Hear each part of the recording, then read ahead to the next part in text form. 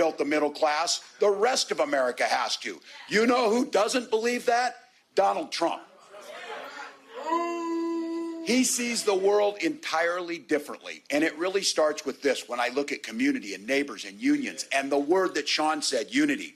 This guy doesn't know the first thing about unity or service. And the bottom line about UAW is that I also know, and I'll say to all the friends watching, look, even if you're not a member of a union, you better thank unions. For that 5-day work week. You better thank unions for that 8-hour work day. You better thank unions for that vacation time. So I'm here to say thank you.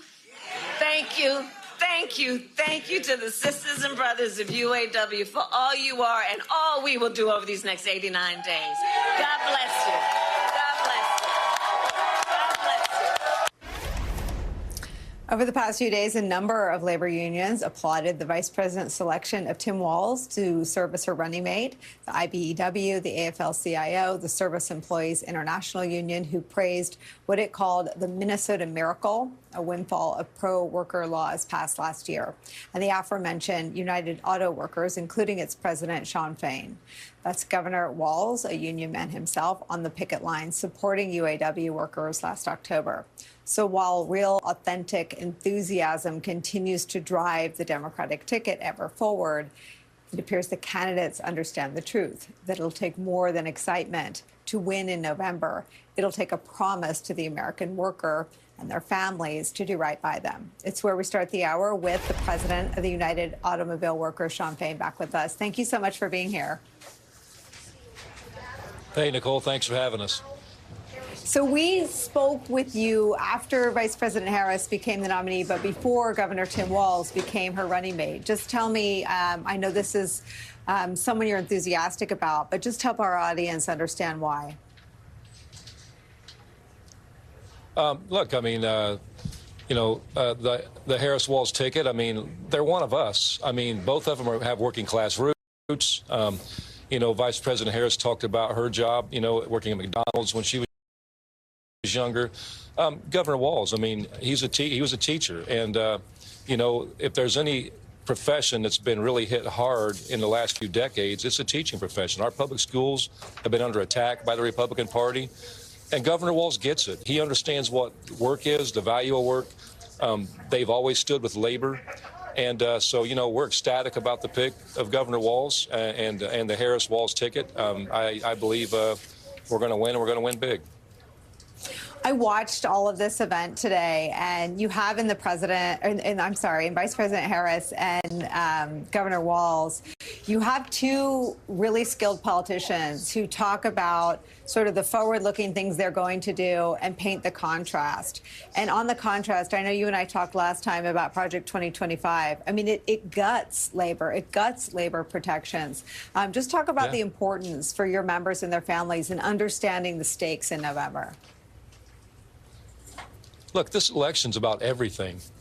And it's for us, it's a very simple decision. I mean, you have two sides in this fight. You have the Harris-Walz team that stand with working class people, union or not. They're out, they're doing the right thing. They're talking about a vision where workers do better. Under Trump, we all know what he is. He's a lapdog for the billionaire class. He always has been. He has never stood for working class people, and he never will. He's taken $45 million a month from Elon Musk. All of a sudden, he's shifted his position on electric vehicles. Imagine that. I mean, all that says to me is Donald Trump is bought and paid for and our country's for sale to the highest bidder. And under a Harris-Walz ticket, America's not for sale. The people will be the ones that will be put first.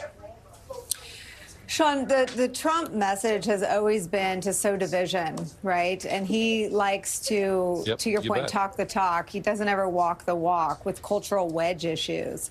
How do you guard against sort of the disinformation and those wedge issues that I'm sure Trump will resort to in the next 89 days? Look, we just have to speak the truth. And look, I mean, it's the oldest trick in the book. It's what the wealthy class has always done, is divide the masses. And, they divide us over race. They'll divide us over who somebody loves. They'll divide us over, borders, where someone comes from. Anything they can pick, and it's the oldest tactic in the book. to try to keep us separated and keep us focused on what's really happening, which is the wealthy are running away with all the profits that working class people generate, and working class people are being left behind. You know, we hear about the border crisis. There's no crisis at the border. It's a humanitarian crisis. And it's the same story. Workers everywhere have been left behind. And this is about taking our lives back and working class people taking their lives back. Sean, can you just describe for me any difference that you're seeing in terms of energy and activism over the last 3 weeks? Oh, I mean, think about it. I mean, when President Biden was here 3 weeks ago, there was 3,000 people. I mean, yesterday there was 15,000 people, and that place was rocking. And look, yeah. Kamala Harris is a dynamic, just a brilliant, strong, amazing woman. You know, and I'll save my breath of what I said yesterday, but she's a badass woman, and you know, and she's a leader. And, you know, Governor Walz, the same thing. I mean, Governor Walz is top notch. He was a teacher, a football coach. He's been a governor. I mean, they get it. They're working class. They're one of us. They know what people go through. And to me, that's why we see this energy, because people look at those two and they see themselves.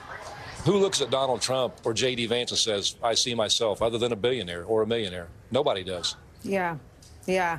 I'm not even sure they look at each other and feel that way. I mean, the vice president, you're at the intersection of all of the big political stories happening. And it was at that event where you are right now, where the vice president, I think, learned that Trump had basically responded to her invitation to say it to her face. He's been racist. He's been sexist. He's been himself, basically, in his attacks against her. But he did today, in a meandering press conference that I'm sure you were too busy to monitor, and the only news he did make was committing to the debate that she has said she will be there for. What do you feel like her greatest opportunity is at that debate? And what do you think that your members are looking for from her? Look, I just think if Trump isn't scared to debate her, look, I think she's just going to be who she is. That's her strength. I mean, she is an amazing woman. She's a brilliant woman, and I think all of America, you know, is going to see, you know, she's about bringing this nation together. She's about, you know, fighting for the people, and she's talking about unity. All Donald Trump talks about is divide, how we divide people, you know, villainizing people over whatever the issue is. And so I just think she sticks to who she is. And Donald Trump's always going to be what he is. And I think the American people, when they see that, it's going to paint a really good picture for who needs to be our president, and that's Kamala Harris. It seems like Kamala Harris and Tim Walz have a lot of sort of political bonds, but they also have the benefit of constantly being underestimated. And you see it in not just the message being spot on, not just the fact that they know who they are and they know where they come from, but the ability to kind of ad-lib. And I wonder if you can sort of speak to this real appeal of being underestimated. Yeah, I mean, you know, look, we live in the same role. I just said this today to our members. You know, when I took over as president a year and a half ago, we had 90 days till we started our big three bargaining. We had, you know, when we started, and we won big. We had 100 days when we kicked off our Volkswagen drive until we had an election, and we won. And so I told our members today, we've got 89 days, and you know what, and we're going to continue to win. And, I think that's why they resonate so well with working class people and with our members, because when you talk to them, when you see them, you see yourself. They're real. And when people identify with candidates like that, I just believe it's going to be a good result. Yeah, I mean, they're sort of unapologetically positive, which you can't imagine having to even utter that phrase 10 years ago. But our politics have become mired in so much negativity. There is something sort of unapologetically warm and welcoming. And I wonder if you could speak to the salience of this joyful warrior vibe that you get from this ticket. Yeah, I mean, it's just, look, I mean, they are who they are. And look, I mean, we saw what Trump does. I mean, my God, in a pandemic, I mean, he literally called it a hoax, while millions of people were dying. he just points a finger. He's always got someone to blame for whatever's going on, but he never can look in a mirror. Kamala Harris and Tim Walz, they've got solutions. They're unapologetic about it because they know the mission. They know what Americans are going through. And, they're not sitting back pointing fingers. What they're doing is they're going to work. Donald Trump talks. I say this over. He talks to talk.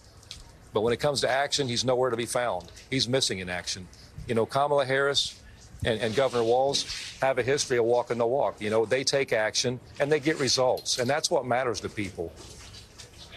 Yeah, to your point, Trump isn't even campaigning. He's sort of inexplicably taping things at Mar-a-Lago and then going to Montana. Sean Payne, it's great to get to talk to you. We will continue to check in. Thanks for starting us off this hour. Oh, thanks so much for having me. When we come back, two legal giants taking part in a high-profile and vitally important task force aimed at protecting our very democracy against the rise of authoritarianism. One of our favorite guests, former federal judge Michael Ludig's here. He'll be joined by former Homeland Security Secretary Jay Johnson next. Plus, there's brand new reporting today about just how close Donald Trump really is to Project 2025 and why his denials about knowing nothing about the far-right blueprint for a second Trump term ring very, very hollow. And later in the broadcast, one of Kamala Harris's dearest childhood friends will be our guest. We'll ask her about the politics of joy that we have seen on the campaign trail from the vice president and the huge, massive crowds and enthusiasm for her from Democratic and pro-democracy voters all across this country. Dayland White House continues after a quick break. Don't go anywhere.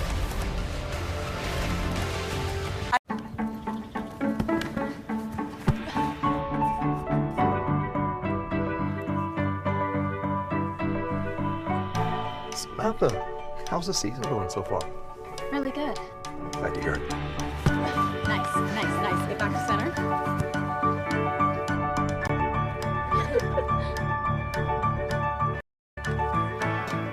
This is really good. Not bad, right? Dad, with this Fox tea, I could be class president. And with Target Circle, we save automatically. I'll run on a platform for longer recess and having a cool Fox tea. Oh, Claire. I love my kids, but I also love not being broke. So this back-to-school season, I'm just gonna spend less on them. Amazon has low prices on everything kids need. Like a water bottle they definitely won't lose. Tablets, sports stuff, for whatever sport this is. All the latest, lit, Rizzy Riz clothes. And lunch boxes for a homemade meal that they'll barely touch. What? So spend less on your little freeloaders with Amazon. Saturday, September 7th, it's MSNBC Live Democracy 2024, our premier live audience event with your favorite MSNBC hosts. Visit msnbc.com/democracy2024 to buy your tickets. I think the issue that will determine who wins this election is the question of freedom. Freedom over your own body for women, freedom to read, freedom for parents of LGBTQ kids to parent them, whether you're talking about state races, local races, congressional races, or the race for president. The freedom question is actually the most important question on the ballot, really.